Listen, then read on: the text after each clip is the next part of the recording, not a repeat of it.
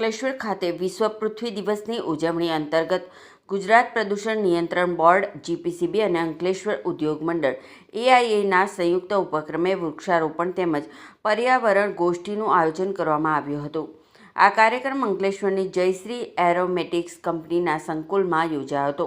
આ કાર્યક્રમ દરમિયાન સંસ્થાના હોદ્દેદારો અને ઉદ્યોગકારોની હાજરીમાં વૃક્ષોનું વાવેતર કરવામાં આવ્યું, જેનાથી પર્યાવરણ સંરક્ષણ માટે સકારાત્મક સંદેશ આપવામાં આવ્યો।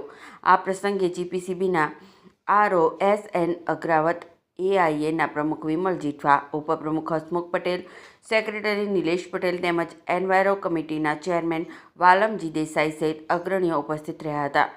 વૃક્ષારોપણ કાર્યક્રમ બાદ પર્યાવરણ ગોષ્ઠીનું આયોજન કરવામાં આવ્યું, જેમાં ઉદ્યોગકારોને ઔદ્યોગિક વસાહતમાં વધુમાં વધુ ગ્રીન બેલ્ટ વિકસાવવા અનુરોધ કરવામાં આવ્યો। ગોષ્ઠીમાં પર્યાવરણનું સંરક્ષણ, પ્રદૂષણ ઘટાડવા માટેના ઉપાયો અને હરિયાળી વધારવાના પ્રયાસો અંગે ચર્ચા કરવામાં આવી હતી।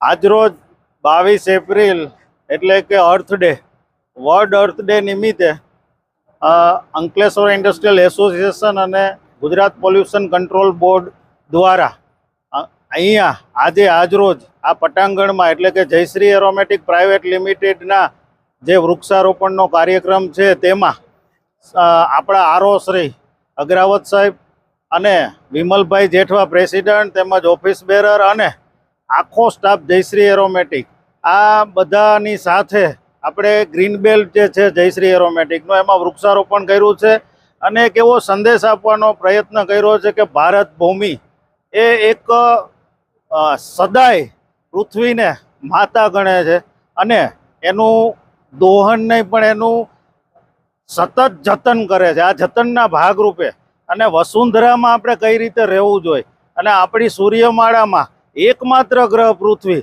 કે જેમાં જૈવિક વસ્તુ શક્ય છે અને આ જીવનને સતત ઉજાગર રહે અને એનું પોષણ થાય એવા પ્રયત્ન અને એવા સંદેશા સાથે આ વૃક્ષારોપણનો કાર્યક્રમ કરેલો છે। અસ્તુ વંદે ભારત માતા કી જય।